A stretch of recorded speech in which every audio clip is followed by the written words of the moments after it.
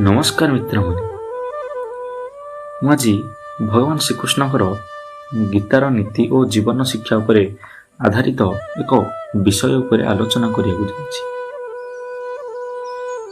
भगवान श्रीकृष्ण कहते जीवन में जोठारे मनुष्य निज दायित्व को भूली जाए सेठारे अंधकार आसे एवं जोठारे मनुष्य निज धर्म को जानी निज कर्म करे सेठारे आलोक जगे। यह हेउछि भगवान श्रीकृष्णकर गीता नीति। श्रीकृष्ण कहते कर्मेण बाधिकारस्ते मां फलेषु कदाचन। यार अर्थ तुमर अधिकार केवल कर्म उपरे अछि, फल उपरे नुहे। आमे फल भावी काम करिले मन अशांत हुए, किंतु जदि निष्ठा सहित काम करिवा शिखिबा तेबे फल स्वतः मिलिବ।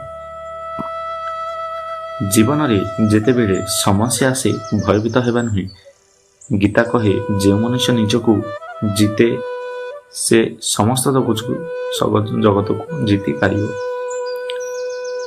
निज मन को स्वयं कर ताहेले बाहर जगत रे तुमे नियंत्रित होई आसीजिबो।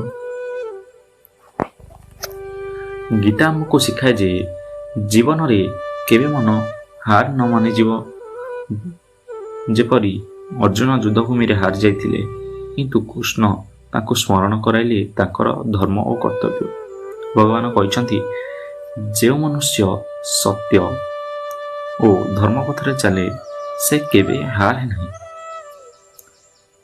समय ताको परीक्षा करे किंतु शेष विजय ताकर हुए। गीता केवल एक धार्मिक ग्रंथ नुहे, यह हेउछि जीवन चलाणर एक मार्गदर्शक। यह शिखाए जे धैर्य रख, कारण समय सबकिछि परिवर्तन करे। सत्य और निष्ठा केबे भी हारे नहीं। अन्य मानक भल पाई चिंता करिले तुम जीवन में आलोकमय होई जीव। शेषरे श्रीकृष्ण कहते जे मनुष्य मोर भक्ति करे, मोर शिक्षा को अनुसरण करे से केबे अंधकार रे रहे नहीं। मु सेतेबेले तांको हृदय रे ज्वलंत आलोक होई रहे। तेणु संकट आसु विपद आसु गीता को स्मरण कर, कारण गीता केवल ग्रंथ नुहे, यह हेउछि जीवन जागरण शब्द।